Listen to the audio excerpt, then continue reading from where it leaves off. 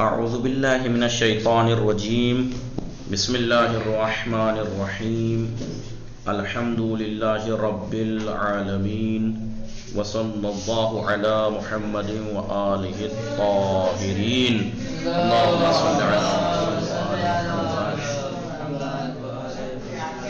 بات چل رہی تھی تیسرے درس میں تاریخ میں جناب شہزادی کونین حضرت زہرا صلوات اللہ علیہا کی زندگی کے بارے میں۔ ٹھیک ہے، جیسا کہ بتایا کہ جناب زہرا نے بچپن ہی سے آپ نے کیا کیا قربانیاں دیں اور کس طریقے سے اپنے بابا کے لیے اتنی لطف اور مہربانی سے پیش آتی تھیں کہ آپ کو فاطمہ تو ام ابیہا کہا، فاطمہ تو ام ابیہا جی۔ اور کس طریقے سے بتایا گیا کہ پیغمبر جب کبھی بھی سفر میں جانا چاہتے تھے تو آخر میں سب سے آخر میں شہزادی کے دروازے پہ آتے تھے، اور جب وطن میں واپس آتے تھے تو سب سے پہلے جناب فاطمہ زہرا صلوات اللہ علیہا کے گھر پہ آتے تھے۔ کتنی محبت اور لگاؤ تھا آپ کو، ٹھیک ہے جی۔ اب دیکھیں آخر کار پیغمبر کی زندگی کے آخری لمحات میں بات کہاں تک پہنچی تھی؟ ہجرت تک پہنچی تھی نا، کہ ہجرت کر کے 8 سال کی عمر میں آپ مدینے آئے۔ آخر کار پیغمبر کی زندگی کے آخری لمحات میں بھی جناب فاطمہ ان کی بالین پر ان کے سرانے موجود تھیں اور گریہ فرما رہی تھیں۔ پیغمبر ان کو یہ کہہ کر دلاسا دے رہے تھے کہ وہ ہر ایک سے پہلے اپنے باپ سے ملاقات کریں گی، بہت غمزدہ تھیں۔ لیکن جب رسول نے کہا کہ سب سے پہلے آپ مجھ سے ملاقات کریں گی تو آپ مسکرائیں۔ کیا مطلب؟ کہ آپ کو یہ تھا کہ میں بابا سے سب سے پہلے ملوں گی۔ اب یہ جب ہجرت کر لیا آپ نے، ہجرت تک پہنچی تھی نا بات، اب آئیے جناب فاطمہ کی شادی سن 3 ہجری۔ اب 3 ہجری کیسے ہو گئی؟ ہجرت کے سال جب ہوا تو پہلا ہجرت سے تو ہمارا سال شروع ہوا ہے، اس سے پہلے بعثت کا بتا رہے تھے کہ اتنی بعثت کے اتنے سال بعد، اس سے پہلے عام الفیل بتا رہے تھے۔ تو بعثت جو ہے یہ رسول کی بعثت کے 7 سال بعد، 7ویں سال میں شیب ابی طالب ہوا، بعثت کے 5ویں سال میں شہزادی کی ولادت، اور بعثت کے 7ویں سال میں شیب ابی طالب، یعنی 10 بعثت تک شیب ابی طالب رہا۔ اس کے بعد کتنے سال کی رہی شہزادی؟ 5 اور 2 7 8 سال کی۔ 1 سال بعد وہاں سے ہجرت کی 8 بعثت میں۔ اب یہاں سے ہجرت کا سال شروع ہوا تو رسول شہزادی نے 8 سال کی عمر میں ہجرت کی، اور 3 ہجرت میں پیغمبر نے مولا کائنات علی ابن ابی طالب علیہ السلام سے فاطمہ زہرا صلوات اللہ علیہ کی شادی کر دی۔ نمبر 4 میں حوالہ دے رکھا ہے، جناب معصومہ کی شادی کی تاریخ میں اختلاف ہے۔ سید بن طاؤس نے مرحوم شیخ مفید کی کتاب حدائق الریاض میں اقبال کے مطابق ازدواج کی تاریخ 21 محرم سن 3 ہجری نقل کی ہے، 21 محرم، لیکن مصباح میں پہلی ذی الحجہ مانتے ہیں، اور وہی ہمارے ہاں مشہور بھی پہلی ذی الحجہ۔ اور امالی میں آیا ہے کہ شہزادی کی شادی عثمان کی بیوی رقیہ کی وفات کے 16 دن بعد اور جنگ بدر سے واپسی پر ہوئی، یہ حوالہ دے رکھا ہے۔ تو سن 3 ہجری میں حقیقت تو یہ ہے کہ یہ خوشگوار رشتہ انہی کے لائق تھا، یہ خوشگوار رشتہ شہزادی کے لائق یہی ایک رشتہ تھا مولا کائنات سے، ورنہ کوئی آپ کا کفر نہیں تھا۔ اس لیے کہ معصومین کی تصریح کے مطابق یہ معصومین نے صراحتاً واضح طور پر یہ بات بیان کی کہ یہ ہے کہ علی علیہ السلام کے علاوہ کوئی بھی شہزادی کا کفو اور ہمسر نہیں ہو سکتا، کوئی مولا کائنات کی برابر کائنات میں ہمسر ان کا نہیں ہو سکتا تھا، شہزادی کا ہمسر کوئی مولا کائنات کے علاوہ کوئی نہیں ہو سکتا تھا۔ اس شادی کی خصوصیتوں میں سے یہ بات بھی ہے، کیا بات ہے؟ جو ان دونوں بزرگ ہستیوں کے بلند منزلت کا ثبوت ہے کہ آپ کتنے بامنزلت تھے جناب فاطمہ اور جناب مولا کائنات۔ وہ کیا ہے کہ پیغمبر نے قریش کے سربراوردہ افراد، قریش کے جو بڑے بڑے افراد تھے اور بڑی شخصیتوں اور ثروت مندوں کی خواستگاری کو قبول نہیں کیا، بڑے بڑے خاندانی، بڑے بڑے امیر لوگوں کے رشتے آئے تھے شہزادی سے، سمجھ رہے ہیں؟ کچھ تو ان کے بھی آ گئے تھے کہ جن کی بیٹیاں رسول کی بیوی تھی، شرم آنی چاہیے تھی، جن کی بیٹیاں جو خود رسول کے سسر تھے ان تک کے رشتے آئے تھے. تو آپ نے قبول نہیں کیا کسی کا بھی، لیکن مولا کائنات کا ایک دم، تو اس کا مطلب یہ کتنا منزلت کا رشتہ تھا. آپ فرماتے کہ شہزادی کی شادی کا مسئلہ میں نے جو بھی کوئی رشتہ لے کر آتا تھا کیا کہتے تھے آپ؟ کہ میں نے یہ رشتہ خدا کے حکم سے چھوڑ دیا ہے. شادی کا مسئلہ حکم خدا سے متعلق ہے، خدا جس سے کہے. رسول خدا نے جناب فاطمہ زہرا کو علی کے لیے روکا تھا، اور خدا کی طرف سے آپ مامور تھے، یعنی آپ کو یہ حکم دیا گیا تھا، آپ کو ذمہ داری دی گئی تھی کہ نور کو نور سے بیاہ دیں. یہ آپ کو رسول کو ذمہ داری دی گئی تھی. سمجھ رہے ہیں آپ لوگ؟ رسول کو یہ ذمہ داری دی گئی تھی اللہ کی طرف سے. اسی وجہ سے جب علی علیہ السلام نے رشتہ مانگا تو پیغمبر نے قبول فرمایا اور کہا تمہارے آنے سے پہلے فرشتہ الہی نے مجھے حکم خدا پہنچایا ہے کہ فاطمہ کی شادی علی سے کر دو. ٹھیک ہے. رسول اکرم صلی اللہ علیہ وآلہ وسلم نے جناب فاطمہ صلوات اللہ علیہا کی موافقت حاصل کرنے کے لیے، لیکن پھر بھی دنیا کو ایک درس دینے کے لیے کہ ایسا نہیں ہے کہ آپ رشتہ آیا اور ایسی کر دو. اپنی بیٹی کا بھی مشورہ لینا چاہیے کہ حق ہے، لڑکیوں کے حق میں سے ایک حق یہ بھی ہے کہ بھائی اگر رشتہ آیا ہے آپ کو پسند ہے ٹھیک ہے، لیکن ایک دفعہ آپ لڑکی سے بھی پوچھیں. لہٰذا شہزادی کی موافقت حاصل کرنے کے بعد علی علیہ السلام نے پوچھا کہ شادی کرنے کے لیے تمہارے پاس کیا ہے؟ تو آپ نے عرض کیا علی سے، جناب علی سے پوچھا. رسول اکرم نے کیا کیا؟ شہزادی کی موافقت لے لی. اس کے بعد مولا کائنات سے پوچھا. کیا پوچھا؟ تمہارے پاس شادی کرنے کے لیے کیا ہے؟ تو آپ نے عرض کیا ایک زیرہ ہے، ایک تلوار اور ایک شتر آب کے پانی کھینچنے والا اونٹ، اس کے علاوہ میرے پاس اور کچھ نہیں ہے. علی علیہ السلام نے پیغمبر کے تو لہٰذا پیغمبر نے حکم دیا تو مولا کائنات نے پیغمبر کے حکم کے مطابق کیا کرا؟ زیرہ بیچی. زیرہ بیچ دی اور اس کی قیمت سے جو تقریباً 500 درہم ہوتے تھے، 500 درہم کی وہ زیرہ بکی. اس سے جہیز کا معمولی سامان خریدا گیا. وہ آپ دیکھیں گے کہ کیا کیا تھا، بہت سادہ مٹی کے برتن اور کیا کیا کیا کیا. کتنے درہم میں خریدا گیا تھا جناب؟ 500 درہم کی زیرہ بیچی تھی، اسی میں سب کچھ ہوا تھا. ضیافت بھی ہوئی اور مسلمانوں کو کھانا بھی کھلایا گیا. مسرت و شادمانی، خوشی اور دعائیں پیغمبر کے ساتھ جناب فاطمہ کو علی علیہ السلام کے گھر لے جایا گیا. نہیں، جہیز کے لیے کتنا درہم جو ہے صرف کیا گیا؟ شاید پتہ نہیں کتنا، 100-200 ایسے ہی کچھ رہا ہوگا. وہ ڈیٹیل اس کی بڑی تاریخوں میں آئے گی. ٹھیک ہے جی. فاطمہ و علی، فاطمہ زہرا صلوات اللہ علیہا مولا کائنات کے گھر میں. جی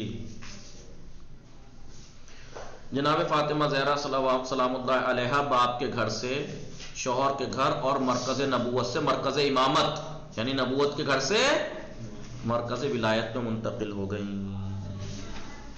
اس نئے مرکز پر فاطمہ زہرا صلوات اللہ علیہا کے کاندھوں پر فرائض کا گران بار آ گیا، بھاری بوجھ ذمہ داریوں کا.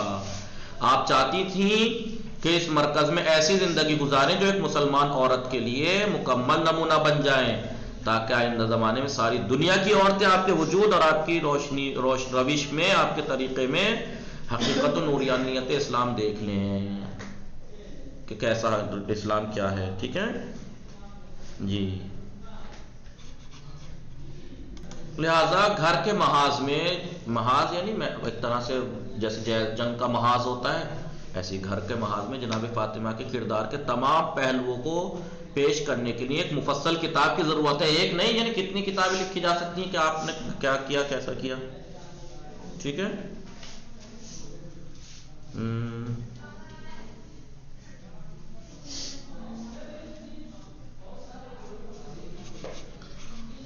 لیکن اختصار کے پیش نظر، کیونکہ ہمیں یہ کتاب مختصر کتاب لکھی ہے، اس کو نگاہ میں رکھتے ہوئے چند چیزوں کی طرف ہم اشارہ کر رہے ہیں، اشارہ کیا جا رہا ہے. الف، پہلا گھر کا انتظام. گھر کا انتظام. جناب فاطمہ زہرا صلوات اللہ علیہا اگرچہ بڑے باپ کی بیٹی تھیں، عظیم پیغمبر کی نور چشم تھیں اور ان سے بڑی شریف زادی کا وجود نہیں تھا، سب سے بڑی شریف زادی آپ تھیں، لیکن ان باتوں کے باوجود آپ گھر میں کام کرتی تھیں اور گھر کے دشوار گزار کاموں سے بھی انکار نہیں کرتی تھیں، ہر کام کرتی تھیں گھر کا۔ گھر کے اندر آپ اتنی زحمت اٹھاتی تھیں کہ علی علیہ السلام بھی ان سے ہمدردی کا اظہار کرتے تھے کہ شہزادی آپ کتنا کچھ کرتی ہیں، اور ان کی تعریف کرتے ہوئے نظر آتے تھے۔ آپ نے اپنے ایک صحابی سے کہا کہ تم چاہتے ہو کہ میں اپنی اور جناب فاطمہ زہرا کی حالت تم سے بتاؤں؟ تو کیا بتایا؟ ایک صحابی سے کہا، ٹھیک ہے جی۔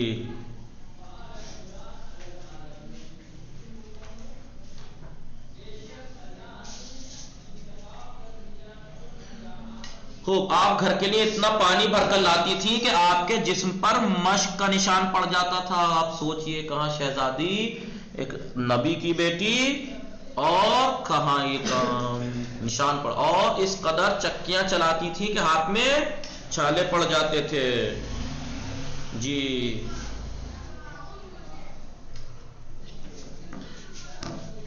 گھر کو صاف ستھرا رکھنے، روٹی اور کھانا پکانے میں اتنی زحمت برداشت کرتی تھیں کہ آپ کا لباس گرد آلود ہو جاتا تھا، مٹی میں ہو جاتا تھا، اتنی کام کرتی تھیں یہ شہزادی۔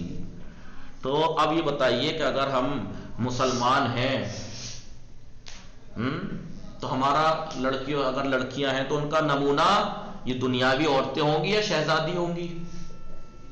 شہزادی نے گھر کے کسی کام کو نہ کی نہیں، لیکن یہ ایک عجیب سا کلچر آیا ہے اور عجیب سا کہ لڑکیوں کو یہ اس کے آزادی کے نام پہ یا مثلا برابری کے نام پہ اسے بے حیا بنایا جا رہا ہے۔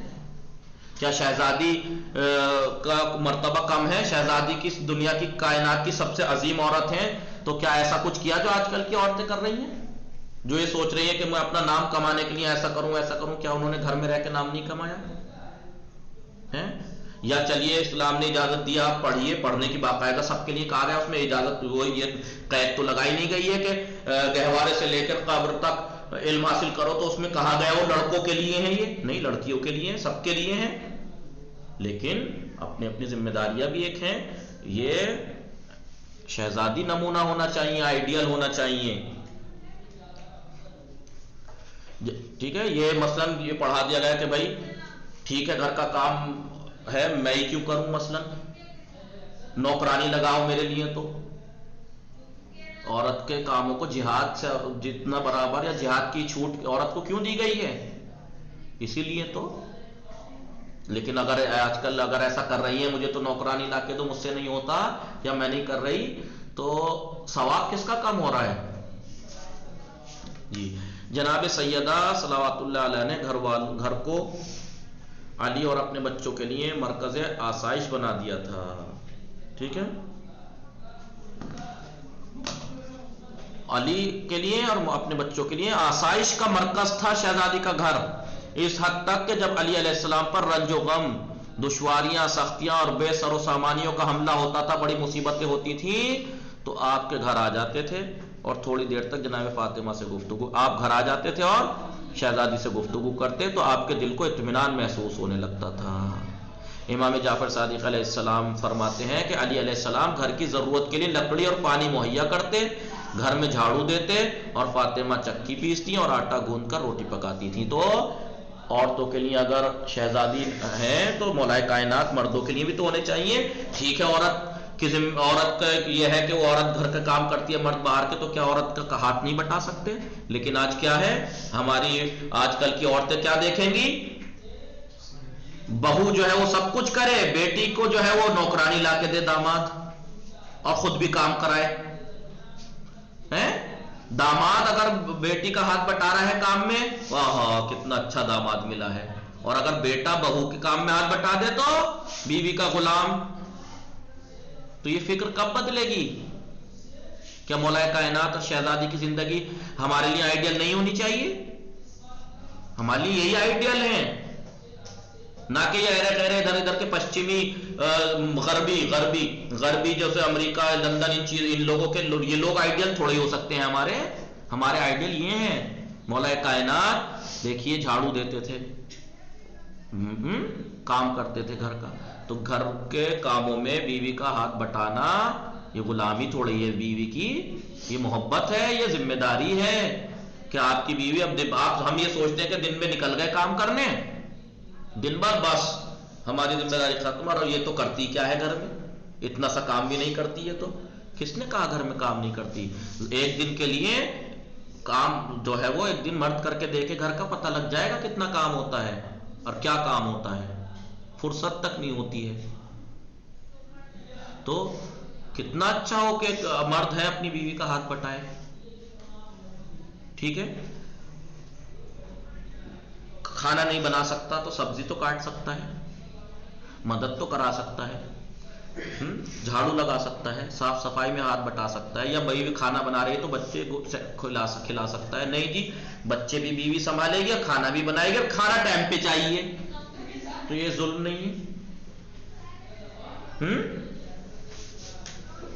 تو اگر شہزادی آئیڈیل ہیں لڑکیوں کے لیے تو ہمارے لیے بھی تو اہل بیت آئیڈیل ہونے چاہیے، یا یہ کہ فلاں آدمی تو یوں کہتا ہے، یہ حقیقت ہے جو میں بتا رہا ہوں، ایک صاحب یہ کہہ رہے ہیں اٹھتے بیٹھتے کبھی نہ کبھار ایک آدھ تھپڑ لگا دینا چاہیے بیوی کے، اس سے اوقات میں رہتی ہے۔ کتنا گرا ہوا جملہ ہے یہ،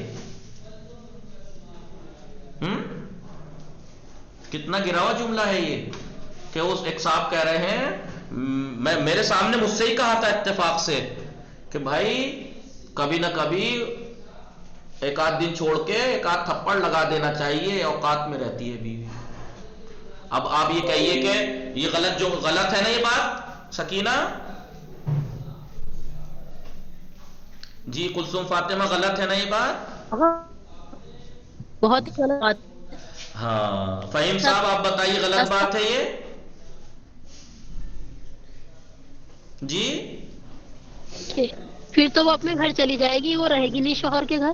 نہیں، ایک بات اور، آپ نے ادھر سے تو سوچا یہ بات غلط ہے، میں اس کے بچاؤ نہیں کر رہا، غلط ہے، بہت غلط ہے، لیکن آپ ایک اس طرف سے بھی تو سوچئے کہ آج کل لڑکیوں نے ایسا کیا کر دیا ہے کیونکہ لوگ ڈرنے لگے ہیں۔ ہاں یہ بات، لڑکیوں نے، آج کل کی لڑکیوں نے ایسا کیا کر دیا ہے گھر کو کہ جو اب ڈرنے لگے ہیں، ادھر سے بھی تو کمی ہیں، میں اس کا بچاؤ نہیں کر رہا، بہت گندا اور بہت غلط جی جملہ ہے، لیکن آج کل آپ دیکھیے، دنیا دیکھیے آپ کے سامنے، انصاف سے بیٹھیے اور انصاف سے سوچئے، یہ مت سوچئے کہ میں مرد ہوں، لڑکا ہوں تو میں بول رہا ہوں تو میں غلط بول رہا ہوں، نہیں، آپ خود سوچئے انصافاً، اپنے نگاہ میں آج کل کی شادی شدہ لڑکیوں کو اٹھا کے دیکھیے، ان کی نگاہ میں دنیا کا سب سے بڑا دشمن ان کا شوہر ہوتا ہے، وہ اپنے ننیال میں ہر جگہ بیٹھ کے اپنے شوہر کی برائی کریں گی، ہیں؟ جی آقا، دنیا کا سب سے بڑا دشمن اسے اپنا شوہر نظر آتا ہے، وہ اپنی اولاد کو چاہتی ہے کہ میری اولاد میری تابع رہے، اور اپنے شوہر کو چاہتی ہے کہ اپنے ماں باپ سے الگ رہے،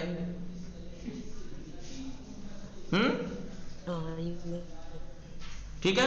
سب سے پہلا کام آج کل کی لڑکی کیا کر رہی ہے؟ شادی ہوتے ہی الگ ہو جائے کسی طرح سے، جبکہ نہیں پڑھا آپ نے کہ خداوند عالم رزق جو ہے کبھی کبھی گروپ میں لکھتا ہے، گروہ میں لکھتا ہے، کیا پتا وہ آپ ماں باپ کے نصیب کا اسے مل رہا تھا اس لیے مالدار تھا، یہ میرے ہاں میں نے چشمدید گواہ ہوں ان چیزوں کا، کہ ایک حالات تھے، کتنے اچھے حالات تھے، مل جل کے تھے، شادی ہوئی ہے کہ وہ الگ ہوا، وہ یہ خوش فہمی میں تھا کہ بس میں ہی کما رہا ہوں، میں ہی چلا رہا ہوں گھر، شادی کے بعد وہ گھر تو دوسرے نے کمانے لگا، وہ گھر خوش ہے، سب کھا پی رہے ہیں، لیکن وہ الگ ہو کے وہ ٹھوکرے کھا رہا ہے۔ تو بھائی اگر تم میں کما رہا ہوں یا آپ کا کوئی ایک گھر کا کما رہا ہے، وہ یہ نہ سوچے اکڑ نہ جائے کہ میں کما رہا ہوں اور میں خوب اچھے سے کھلا رہا ہوں گھر والوں کو، کیا پتا بہنوں کا ہی نصیب تھا، وہ ماں کا نصیب تھا، جی وہ آقا، باپ کا نصیب تھا، وہ کس کا نصیب تھا؟ وہ رزق، وہ روزی، وہ دولت تمہارے نصیب میں ہے، لیکن ان کے ذریعے سے ہے کہ تم ان کے ساتھ رہو گے تو تمہارے نصیب میں ہے، ہٹو گے تو ختم۔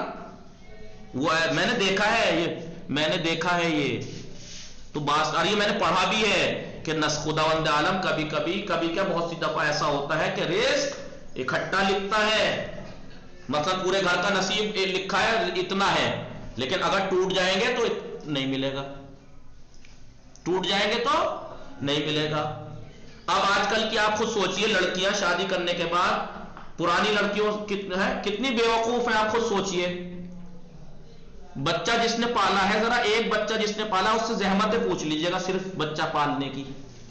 एक बच्चे की बात कर रहा हूं मैं, कई की तो बात की बात है। एक बच्चा पालने की कितनी जहमतें होती। अब जरा उनसे पूछ लीजिएगा जो सास ससुर अपने घर के साथ मिलके रहती हैं, पता भी नहीं लगता कब बच्चे पल के बड़े हो गए। तो बेवकूफ है नहीं भाई, साथ रहोगी, नंदे हैं, देवर हैं, सास ससुर है, बच्चों को पोता पोती को तो सास ससुर खिलाते हैं। तो कितनी बेवकूफ हैं वो लड़कियां।